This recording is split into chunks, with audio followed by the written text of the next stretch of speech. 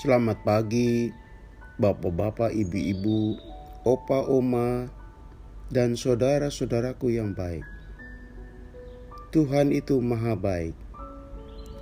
Ia telah menemani kita melalui malam, dan kita menikmati istirahat dengan selamat.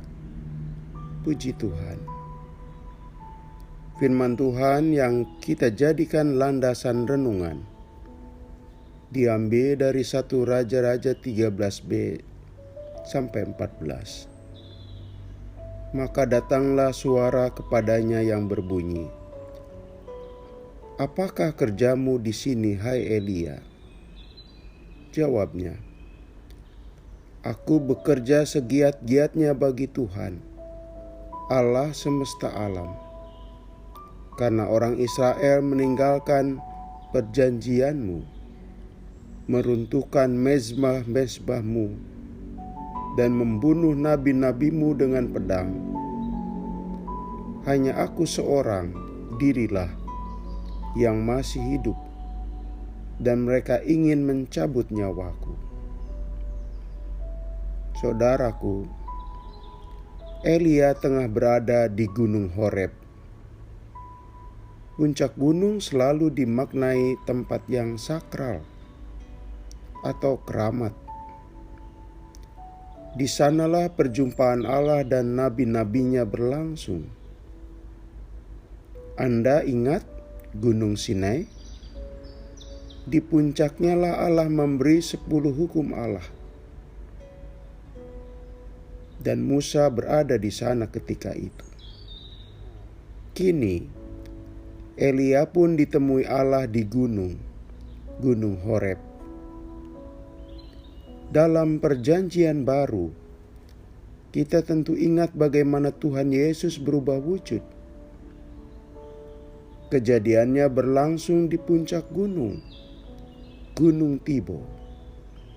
Di sanalah 2 orang muridnya melihat gurunya bertemu dengan Musa dan Elia. Sakralitas atau kesucian gunung dapat kita lihat juga di mana orang Indonesia memaknainya. Raja-raja Jawa semuanya dimakamkan di Bukit Imogiri, kota gede Yogyakarta. Demikian juga halnya dengan Sunan Gunung Jati di Cirebon. Saudaraku, gunung bukan semata-mata lokasi indah untuk menikmati pemandangan, tapi di sanalah perjumpaan dengan Allah terjadi, khususnya menyangkut misi yang harus diemban. Jadi, gunung bukan lokasi melepaskan kesuntukan untuk bermalas-malas. Memang udara yang segar dan pemandangan menarik menggoda untuk menghabiskan waktu buat melepaskan kepenatan. Itulah sebabnya gunung menjadi tempat di mana kita melihat sesuatu yang istimewa. Dan dalam kehidupan keagamaan, gunung bukan hanya sekedar tempat itu, saudara-saudara, untuk melepaskan kepenatan. Itulah sebabnya di Gunung Horeb, Allah mendatangi Elia dan menanyakan apa aktivitas Nabi Elia. Tuhan tidak mau gunung menjadi tempat melarikan diri dari tanggung jawab, atau lokasi menyembunyikan diri dari tugas yang harus dipikul. Gunung ditempatkan bukan buat itu. Gunung itu lokasi pengutusan, sekaligus tempat mereka melihat karya Allah dialami. Saudaraku, tepatlah Elia menjawab pertanyaan Allah,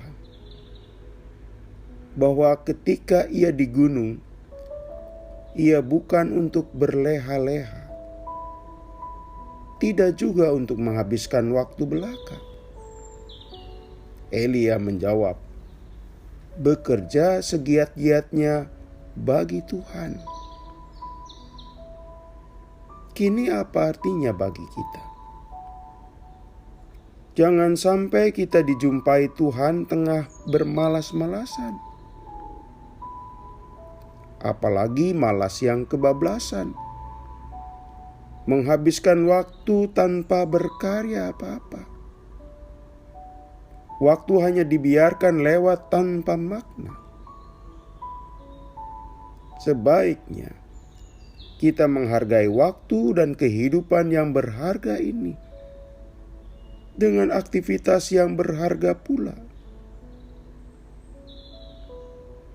Saudara, sebuah majalah National Geographic dalam salah satu edisinya sungguh menarik. Ada tulisan tentang mengapa orang tetap awet dan bisa berusia panjang. Digambarkan orang-orang tua yang mencapai usia sampai 100 tahunan. Ada yang melebihi 80, 90, dan 100 tahun. Dan semuanya masih segar. Dan digambarkan dalam tulisan itu bagaimana seorang pria di Italia, seorang perempuan di Amerika, dan seorang oma di Jepang yang usianya sudah sangat uzur tapi masih aktif. Ternyata kuncinya mereka masih bekerja, masih melakukan aktivitas, saudara-saudara. Pria di Italia masih menggembalakan domba. Perempuan yang di Jepang masih mencari rumput di pantai. Dan perempuan di Amerika yang berusia 90 tahun masih sebagai operator yang bekerja untuk sebuah pompa bensin. Artinya, orang yang menghargai waktu dan tetap bekerja, tetap melakukan aktivitas,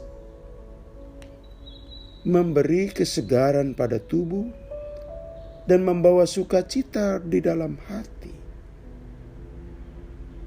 Saudaraku, kita tahu waktu yang datang tidak berulang. Sekali lewat terus hilang.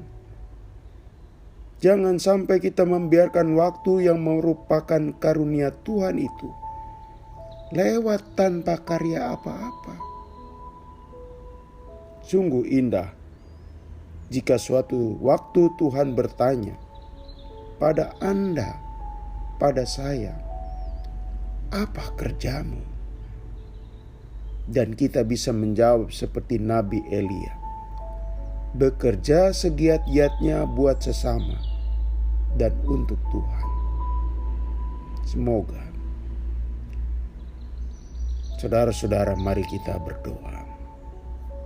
Tuhan, mampukan kami mengelola waktu dengan bekerja segiat-giatnya. Bentuklah kami sebagai pribadi yang ingin berkarya di tengah-tengah waktu yang diberikan Tuhan. Dalam nama Tuhan Yesus kami berdoa. Amin. Selamat pagi, selamat beraktivitas. Masih bersama Pendeta Supriyatno. Tuhan memberkati.